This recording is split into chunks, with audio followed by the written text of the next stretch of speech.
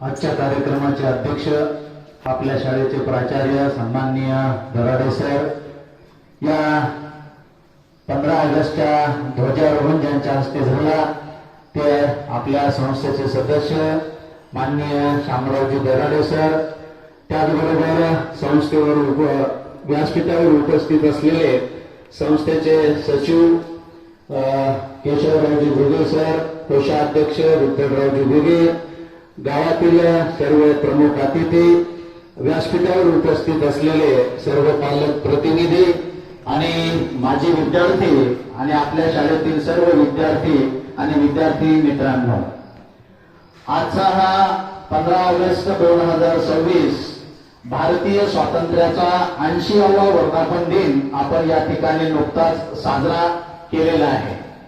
आज 80वा वाढदिवस आपण स्वातंत्र्याचा या ठिकाणी साजरा करतो। मित्रांनो, स्वातंत्र्याची थोडक्यामध्ये रूपरेषा या ठिकाणी मी तुमच्या समोर व्यक्त करणार आहे।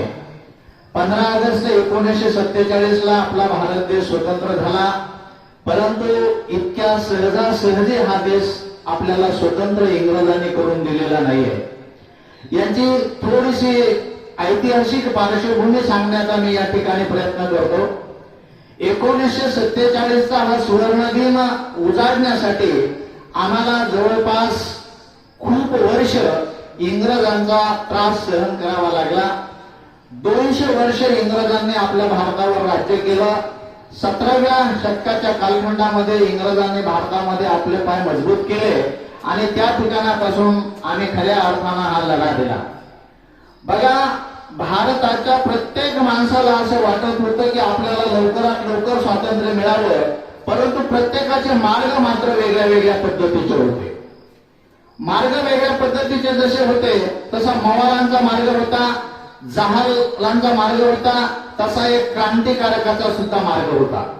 आता मवाळ जहाल याविषयी तर आपण अनेक वेळा बोललेलो आहे। मी तुम्हाला आज फक्त क्रांतिकारकाचा मार्ग या भारताला स्वातंत्र्य मिळवून देण्यासाठी काय होता त्याच्याविषयीच मी माझं मत या ठिकाणी व्यक्त करणार आहे। भारताला स्वातंत्र्य मिळावं हा जो काही दृष्टिकोन होता, कारण भारत हा एक संघ देश नव्हता। पहिली गोष्ट तर आपल्याला हे समजून घ्यावं लागेल की भारत वेगळ्या वेगळ्या संस्थानांमध्ये विभागलेला होता। 565 संस्थानांमध्ये विभागलेल्या भारतामध्ये कोणाचंही एक मत नव्हतं। वेगळा राजा, वेगळी विचार पद्धती, आणि इंग्रजांनी फक्त हे शोधलं की आपल्याला भारतावर राज्य करता येईल, कारण भारतामध्ये एक वाक्यता नाही, एक विचार नाही, एक राजा नाही, आणि म्हणून आपल्याला या ठिकाणी राज्य करणं हे सहज सोपं आहे। याचाच फायदा इंग्रजांनी या ठिकाणी घेतला आणि भारतामधल्या अनेक संस्थानिकाला इंग्रजांनी वेगवेगळे नगराने पाठवायचे, त्याच्याबरोबर संधान साधायचं, त्याच्याबरोबर मैत्री करायची, त्याला आपलंसं करून घ्यायचं आणि त्याचा वापर आपल्या भारतातल्या वेगळ्या संस्थानाच्या विरुद्ध त्या ठिकाणी करायचा।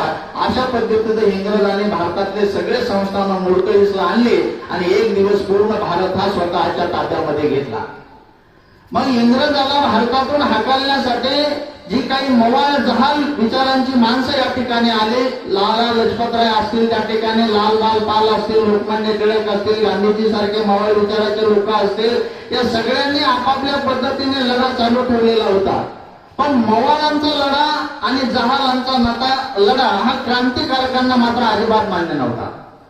जी क्रांतिकारकाची जी काही विचारशैली होती त्यांना असं वाटायचं की इंग्रजासमोर कशाला गुडघे टेकायचे, इंग्रजाला कशाला विनंती करायची, हा देश आपला आहे, ही मातृभूमी आपली आहे, आणि आपली मातृभूमी आपला देश असताना इंग्रजाकडे आपण का म्हणून त्या ठिकाणी भीक मागायची, हा माझा देश आहे म्हणून मला माझं स्वातंत्र्य मिळालं पाहिजे, इंग्रजाकडे गुडघे टेकून विनंती करण्याची गरज नाही, हा क्रांतिकारकाचा मार्ग होता। आणि या क्रांतिकारकाचा मार्ग हा जे काही मवाळवादी जो गट होता त्यांना तो मान्य नव्हता। म्हणजे बघा, आपल्यामध्ये स्वातंत्र्य मिळवायची सगळ्यांनाच इच्छा होती, परंतु स्वातंत्र्य मिळवण्याचे प्रत्येकाचे मार्ग मात्र वेगळे वेगळे होते।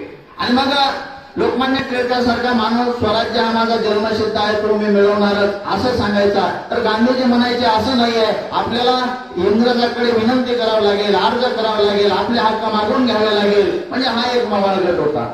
आणि याच्याही व्यतिरिक्त तिसरा गट होता तो क्रांतिकारकाचा गट होता। म्हणजे क्रांतिकारकामध्ये कोण येतं तर क्रांतिकारकामध्ये या ठिकाणी येते सुभाषचंद्र बोस, क्रांतिकारकामध्ये येतात विनायक दामोदर सावरकर, क्रांतिकारकामध्ये येतात अनंत कानेरे, क्रांतिकारकामध्ये येतात चाफेकर बंधू, क्रांतिकारकामध्ये येतात भगतसिंग, राजगुरू, सुखदेव, बटुकेश्वर दत्त.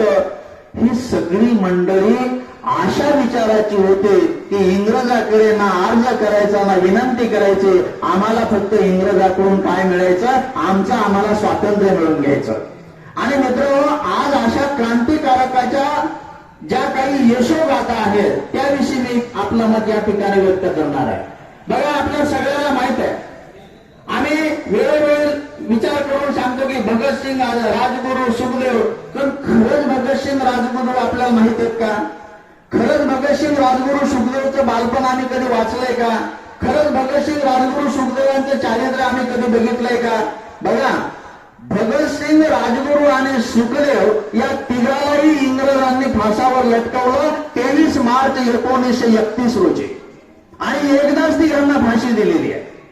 विचार करा, त्यावेळेला यांचं वय किती होतं मित्र? 23 ते 24 वर्ष.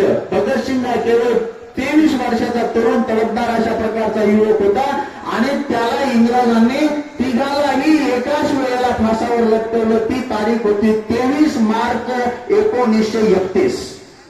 का लटकवलं भगतसिंगाला फासावर? कशामुळे तिघाला एकाच वेळेला फाशी देण्यात आली? कोण होता भगतसिंग? भगतसिंगांचं बालपण काय आहे? बघा, आम्हाला कधीला किती जणांना जर विचारलं भगतसिंगाचा विषयी काही माहित आहे का, कुणी या ठिकाणी सांगणार नाहीये. आणि मी आवर्जून सांगतो, त्याने प्रत्येक वेळेला गांधीजीची प्रतिमा मांडतो, आणि प्रत्येक वेळेला पंडित जवाहरलालची, लोकमान्य टिळकांची प्रतिमेचं पूजन करतो. पण ज्या क्रांतिकारकाने खऱ्या अर्थाने भारताचा स्वातंत्र्याचा इतिहास हा या ठिकाणी पुढच्या पिढीला दिला, त्यांची ही प्रतिमा कुठेतरी व्यासपीठावर कधीतरी मांडली गेली पाहिजे, म्हणजे आमच्या तरुण मुलाला हे कळेल की अरे, भगतसिंगाने 23 वर्ष फासावर का लटकला. 23व्या वर्षी भगतसिंगाला इंग्रजांनी का फाशी दिली? मित्र, भगतसिंगांचं बालपणाकडे जर गेलं तर 6-7 वर्षाचा भगतसिंग होता. भगतसिंगांच्या वडिलांचं नाव होतं किशन सिंग. तेही सेनेशी जोडलेला होता. भगतसिंग एकदा 6-7 वर्षाचे असताना शेतामध्ये गेले, आणि शेतामध्ये गव्हाची पेरणी चालू होती. भगतसिंगांनी विचारलं, काय पेरताय? गहू पेरतो. का गहू पेरताय? कारण एक गहू जर पेरला तर त्या ठिकाणी गव्हाचं झाड होतं, त्याला उंब्या येतात, एका गव्हापासून अनेक गहू तयार होतात. बालक असलेल्या भगतसिंगांच्या मनामध्ये विचार आला, जर एक बंदुकीची गोळी जर पेरली तर, एक बंदुकीची गोळी जर पेरली तर मग त्याचे बी झाड होईल, त्याला बी बंदुका येतील, त्यालाही गोळ्या येईल. वय वर्ष 6-7 वर्षाच्या वयामध्ये भगतसिंगाच्या रक्तामध्ये भारताला स्वातंत्र्य मिळावं अशा प्रकारची जागृती निर्माण झालेली होती. म्हणून भगतसिंगांचं बालपण आम्हाला माहित आहे. ज्या वेळेला जालियनवाला बाग हत्याकांड झाला त्यावेळेला सुद्धा भगतसिंगाचं वय अतिशय लहान होतं, पण त्यावेळेला जी काही माणसाच्या रक्तांचा सडा पडला हा भगतसिंगाला पाहवला नाही. त्यावेळेस पासून त्याच्या अंगामध्ये ती स्फूर्ती निर्माण झाली, आपण देशासाठी काहीतरी केलं पाहिजे, आपण देशासाठी काहीतरी केलं पाहिजे. हे तरुण वयामध्ये भगतसिंगाला बालपण त्या ठिकाणी मिळत गेलं, आणि म्हणून हा भगतसिंग महाविद्यालयीन शाळेत शिकत असताना त्यांच्या मनामध्ये इंग्रजाविषयी अशा प्रकारचा राग आणि द्वेष होता. म्हणून जालियनवाला बाग हत्याकांड झाला, याचा बदला आपण कुठेतरी घेतला पाहिजे. त्यानंतर इसवी सन 1928ला या भारतामध्ये इंग्रजांनी एक सायमन कमिशन पाठवलं होतं. कमिशन कशासाठी पाठवलं? भारतामध्ये जाऊन भारताचा अभ्यास करा आणि भारताला काय हवंय काय नाहीये, आपल्याला काय देता येईल. पण मित्र, त्या सायमन कमिशन मध्ये एकही भारतीय सदस्य नव्हता, आणि म्हणून भारतीय सदस्य नसल्यामुळे त्या सायमन कमिशनचा विरोध करा असं या क्रांतिकारकांना वाटलं, आणि म्हणून सायमन कमिशनच्या विरोधामध्ये घोषणा करण्यात आली, Simon go back, Simon go back. आणि हा सायमन गो बॅकचा जो लढा लढला तो लाला लजपतरायांनी लढला. आणि लाला लजपतराय ज्या वेळेला रस्त्यावर उतरले त्यावेळेला लाला लजपतरायचा इंग्रजांनी विरोध केला, त्यांच्यावर लाठी हल्ला केला. हा लाठी हल्ला करणारा जो इंग्रज अधिकारी होता तो जेम्स स्कॉट नावाचा अधिकारी होता. भगतसिंगाला याही गोष्टीचा राग आला. कारण लाला लजपतरायांनी विरोध केल्याच्या नंतर भगतसिंगांनी ठरवलं, ज्या जेम्स स्कॉटने लाला लजपतरायावर लाठी हल्ला केला त्या जेम्स स्कॉटचा आपण वध केला पाहिजे. अशा प्रकारची योजना आखली. योजना आखण्यामध्ये पुढाकार घेणारे कोण होते? भगतसिंग आणि राजगुरू होते. मी राजगुरू विषयी नंतर सांगतो. शिवराम राजगुरू हे आपल्या महाराष्ट्राचे होते. हा मी तरणाबांध पोरा लक्षात ठेवा. भगतसिंगाचा तो मित्र दोघांनी ठरवलं आपण जेम्स स्कॉटचा त्या ठिकाणी घोडे घालून शिरछेद केला पाहिजे. प्लॅनिंग सुरू केली आणि प्लॅनिंग सुरू करत असताना जेम्स स्कॉट एका कार्यक्रमामधून उतरत असताना त्यांना एकाने इशारा केला की हा जेम्स स्कॉट आहे. मित्र, जेम्स स्कॉटला गोळी घातली, पण ती गोळी घालणारी जेम्स स्कॉट नव्हता, तो सॉन्डर्स होता. तो इंग्रज अधिकारी सॉन्डर्स होता. मारायचं होतं जेम्स स्कॉटला, मारला गेला सॉन्डर्स. म्हणले जाऊ द्या, जो मारला तो मारला. तो पहिली गोळी चालवली ती त्या ठिकाणी राजगुरूने चालवली. आणि राजगुरू हा गनमॅन म्हणून ओळखला जायचा. त्याचा निशाणा इतका अचूक असायचा की त्यांचा निशाणा कधीच वाया जात नव्हता. पहिली गोळी त्याने बाकीच्या 6 गोळ्या भगतसिंगाने घातल्या. तिथून ते दोघं जण पसार झाले. त्यांच्या पाठीमागे ज्यावेळेला इंग्रज अधिकारी लागले त्यावेळेला जो इंग्रज अधिकारी लागला त्याला पहिली गोळी चंद्रशेखर आझादने घातली आणि चंद्रशेखर आझादने त्या ठिकाणी त्यांना पळून जायला मदत केली. हे दोघे त्या ठिकाणी पळून गेले. सॉन्डर्सची याने हत्या केली. इंग्रजाला राग आला. भगतसिंगाला आणि राजगुरूला आपण पकडलं पाहिजे. मग हे स्वस्त बसले नाही. 1928 ला सॉन्डर्सची हत्या केली. हत्या केल्याच्या नंतर त्याने पुढचं टार्गेट ठरवलं, दिल्लीमध्ये जी विधानसभा चाललेली आहे ना त्या ठिकाणी आपण बॉम्बस्फोट घडवून आणला पाहिजे. प्लॅनिंग पूर्ण झाली. तिथे जाऊन बसले विधिमंडळामध्ये भगतसिंग, राजगुरू, सुखदेव आणि त्यांना मदत करणारा होता बट्टू केशवर दत्त. या बट्टू केशवर दत्तच्या सहकार्याने भगतसिंगांनी 1929 ला बॉम्ब हल्ला विधिमंडळामध्ये घडवला. पण तो बॉम्ब हल्ला याच्यासाठी घडवला, त्यांना माणसं मारायचे नव्हते, इंग्रजाला दाखवून द्यायचं होतं की आम्ही काहीही करू शकतो. हा क्रांतिकारक आहे. आणि या बदल्यामध्ये भगतसिंगाला, राजगुरूला इंग्रजांनी अटक केली. अटक केल्याच्या नंतर त्याच्यामध्ये सुखदेव सामील झालेला होता. आता बघा, सुखदेव पंजाबचा होता, भगतसिंग पंजाबचा होता, राजगुरू मात्र आपल्या महाराष्ट्र होता, खेड मधला होता, पुणे जिल्ह्यामधला. आता त्याच्या जिल्ह्याला राजगुरू नगर अशा प्रकारचं नाव दिलेलं आहे. मित्र, तिघाची जी काही वय होती ती केवळ 23-24 वर्षाची होती. 23-24 वर्षाची ही तरणीबाण मुलं ज्या वेळेला इंग्रजांनी तुरुंगामध्ये टाकले आणि तुरुंगामध्ये त्यांचा खटला चालला, लोक गांधीजीकडे केले आणि गांधीजीला म्हणाले की तुम्ही मात्र भगतसिंगांना वाचवू शकता, तुम्ही भगतसिंगांना वाचवू शकता. इंग्रजांना एकदा विनंती करा. गांधीजींनी पत्र व्यवहार केला, इंग्रजांकडे मागणी केली, परंतु त्याचा फारसा काही उपयोग झाला नाही. भारतामध्ये आंदोलनं सुरू झाली, लोक रस्त्यावर मोर्चे काढू लागले, भगतसिंगांना सोडा अशा प्रकारच्या घोषणा झाल्या. इंग्रजांनी ठरवलं आता जर आपण यांना लवकर फाशी नाही दिली तर कदाचित हे आंदोलन जास्त होऊ शकतं. आणि खरी तारीख ठरलेली होती 24 मार्च 1931, पण 24 घंट्याच्या अगोदरच इंग्रजांनी त्याला फासावर त्या ठिकाणी लटकवलं. ज्या वेळेला भगतसिंग तुरुंगामध्ये शिक्षा भोगत होता, 100 दिवसाचं उपोषण भगतसिंगांनी त्या ठिकाणी केलं. साखळदंडाने बांधलेला हा तरुण 23 वर्षाचा मुलगा तुरुंगाच्या भिंतीमधून, खिडकीमधून ज्या वेळेला बघत होता आणि एके दिवशी भगतसिंगांची आई भगतसिंगाला भेटायला आली. मित्र, प्रसंग पहा. भगतसिंगाची आई भगतसिंगाला भेटायला आले. भगतसिंग साखळदंडामध्ये बांधलेला आहे. विचार करण्यासारखी गोष्ट आहे. भगतसिंग तुरुंगाच्या खिडकीतून आई बाहेरून आपल्या मुलाला बघत होते. आईचं अंतःकरण भरून आलं, डोळ्याचे अश्रू वाहू लागलेले होते. भगतसिंग मात्र तुरुंगाच्या खोलीमध्ये हसत होते आणि आईला म्हणत होते, आई तू रडतेस? या भगतसिंगाची आई तू रडतेस? अगं आई, उद्या जर लोकांना हे कळालं की तू लढायला लागलेली आहे मला बघून, तर लोक म्हणतील की भगतसिंगांची आई किती कमजोर आहे. भगतसिंगाची आई इतकी कमजोर नाही आहे. तुझ्या डोळ्यामध्ये मला अश्रू दिसता कामा नाही आहे. मी जरी उद्या फासावर लटकलो तर माझ्या या लटकण्यामुळे या भारतामध्ये हजारो भगतसिंग या ठिकाणी पैदा होतील. आणि एक सांगतो आहे की ज्या वेळेला मला उद्या फासावर लटकवलं जाईल, माझा मृतदेह तुला दिसेल नाही, त्यावेळेला तुझ्या डोळ्यामध्ये आसू येता कामा नये. तर उद्या तू म्हणलं पाहिजे, माझा एक जीव तुम्ही या देशाला अर्पण केलेला आहे, याचा मला अभिमान आहे, असं तुला म्हणावं लागेल आहे. माझा मृतदेह पाहून तुझ्या डोळ्यामध्ये कदापि आसू येता कामा नये. इतक्या पद्धतीचा पाणेदारपणा. मरण समोर आहे मित्र, मरण समोर आहे. 23 वर्षाचा मुलगा मरतोय. प्राणनाथ मेहता नावाचा भगतसिंगाचा वकील होता. 2 दिवसापूर्वी भगतसिंगाचा वकील भगतसिंगाकडे गेला आणि म्हणाला, तुझ्या फाशीची वेळ आणि तारीख ठरलेली आहे, तुझी शेवटची इच्छा काय?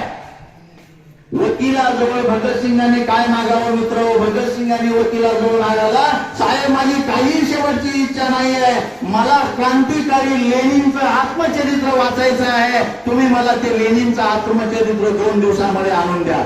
वकिलांनी लेनिनचं आत्मचरित्र भगतसिंगाला तुरुंगामध्ये आणून दिलं. भगतसिंगांनी शेकडो पुस्तकं तुरुंगामध्ये वाचले, अनेक प्रकारचे लेख लिहिले. भगतसिंग हे पत्रकार सुद्धा त्या ठिकाणी होते. आणि लेनिनचं चरित्र बघा, 2 दिवसाच्या नंतर माणूस मरणार आहे, त्याला फासावर लटकवल्या जाणार आहे. काय करायचं हे पुस्तक वाचून?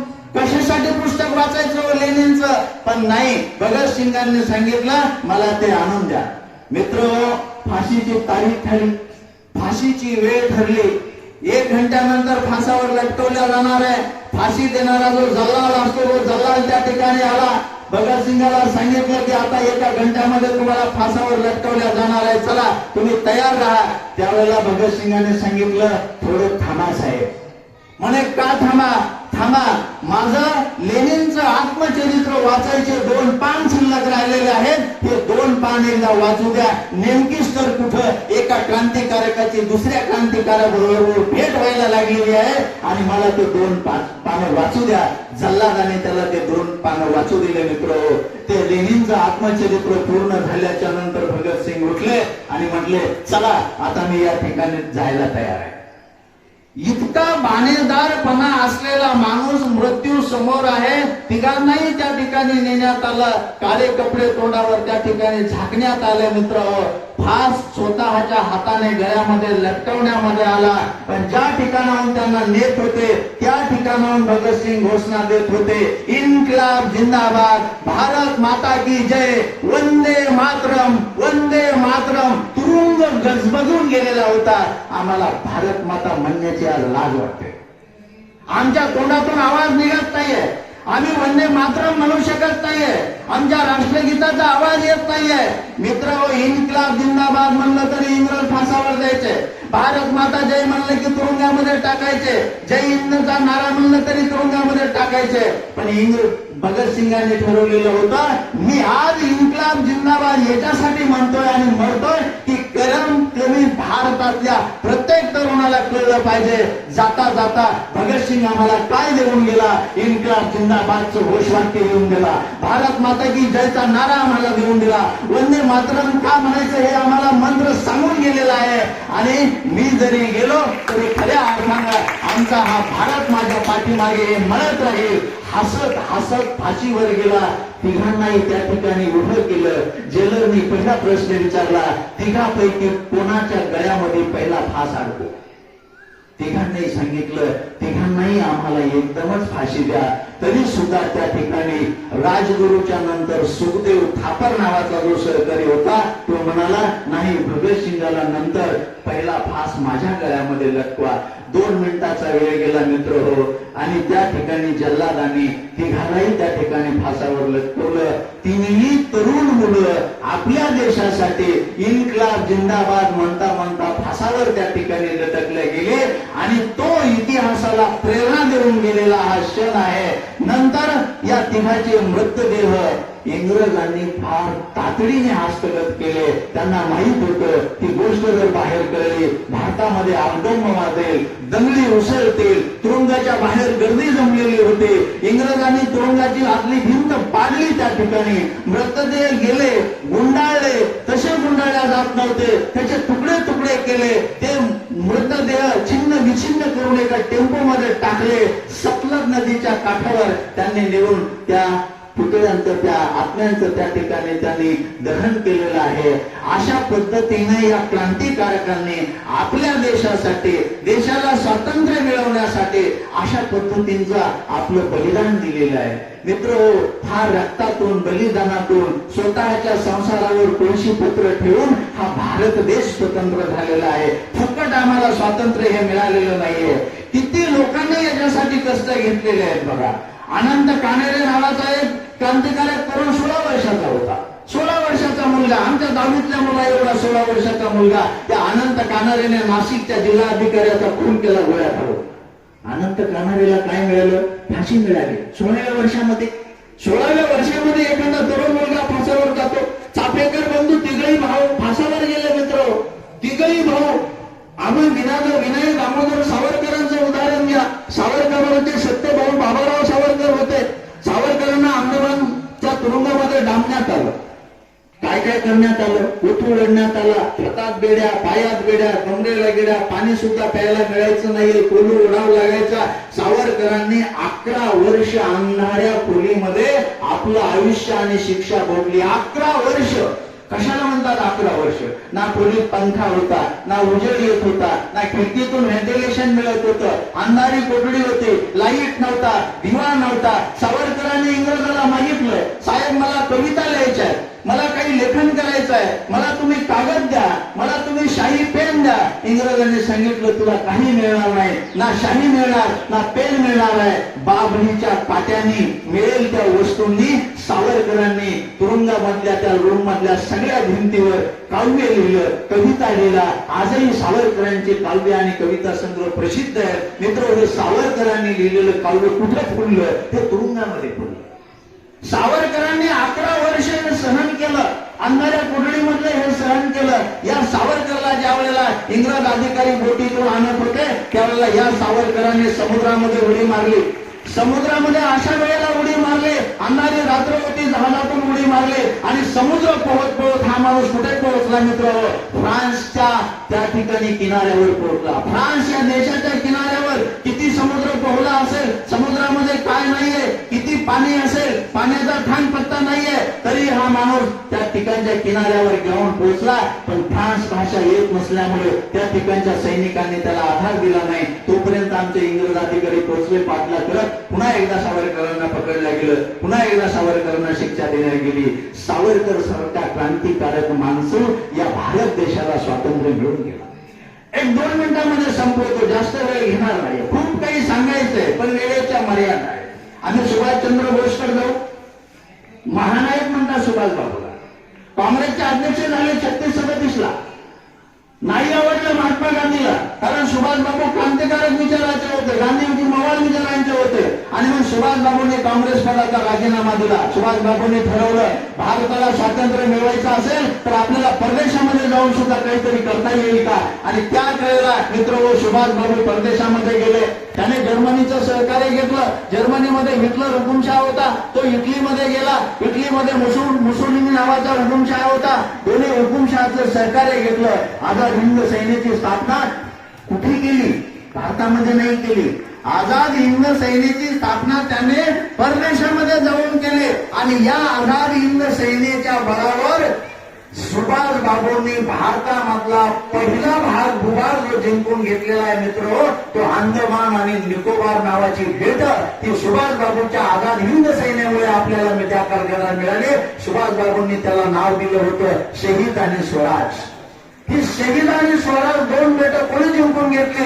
सुभाषबाबूंच्या आझाद हिंद सैन्याने ती आपल्याला त्या ठिकाणी जिंकून गेली. आणि एक गोष्ट आवर्जून सांगतो, सुभाषबाबूंच्या आझाद हिंद सैन्यामध्ये परदेशामध्ये त्यावेळेला एक महिलांची सुद्धा तुकडी होती. महिला सुद्धा सहभागी झालेल्या होत्या. त्या ठिकाणच्या आकाशवाणीवरून सुभाषबाबू भारताला संबोधित करत होते. आणि सुभाषबाबू त्या ठिकाणी जिंकण्याची सुरुवात सुभाषबाबूंनी केली. दुर्दैव आडवं आलं. 1945 ला त्या ठिकाणी अमेरिका युद्धामध्ये उतरली.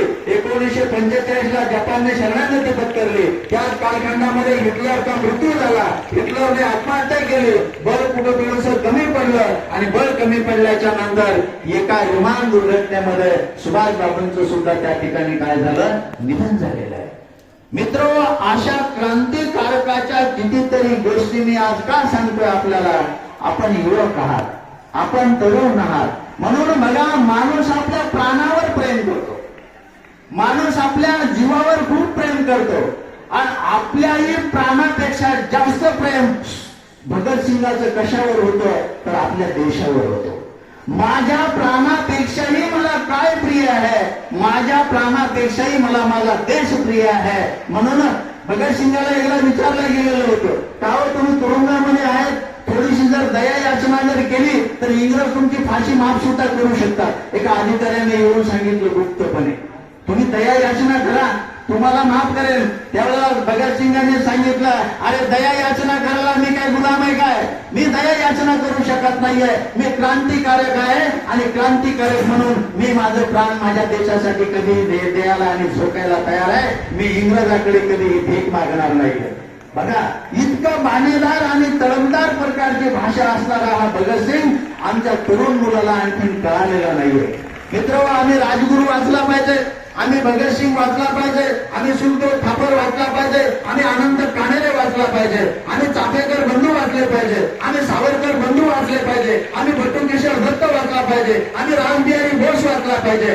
आम्ही का वाचलं पाहिजे? खऱ्या अर्थानं आम्हाला स्वातंत्र्याचा इतिहास जर समजून घ्यायचा असेल तर या क्रांतिकारकाचा इतिहास सुद्धा आम्हाला समजून घ्यावा लागेल. म्हणजे केवळ गांधीजी, केवळ लोकमान्य टिळक म्हणूनच आम्हाला भारताला स्वातंत्र्य मिळालं नाहीये. क्रांतिकारकाचा इतिहास आमचा अंधारात राहिलेला आहे. हा क्रांतिकारकाचा इतिहास समोर यावा लागेल, आमच्या तरुणाला तो कळावा लागेल, तारुण्यामध्ये तो विनवावा लागेल. तर खऱ्या अर्थाने आमच्या तरुणाला कळेल की वयाच्या 16व्या वर्षी जर आनंद काणेकर फासावर जातो, वयाच्या 23व्या वर्षी जर भगतसिंग फासावर जातो, तर याचा अर्थ कुठेतरी तरुणाच्या रक्तामध्ये त्या क्रांतिकारकाविषयी एक प्रकारचा आदर आणि सन्मान त्या ठिकाणी निर्माण होईल. आणि म्हणून 15 ऑगस्टच्या निमित्ताने, या स्वातंत्र्य दिनाच्या निमित्ताने मी आपल्याला या ठिकाणी एवढंच सांगू शकतो, चंद्रशेखर आझाद सारखा माणूस अत्यंत गरिबीमध्ये जीवन जगणारा, पण सर्वस्व स्वातंत्र्यासाठी अर्पण केलेलं होतं.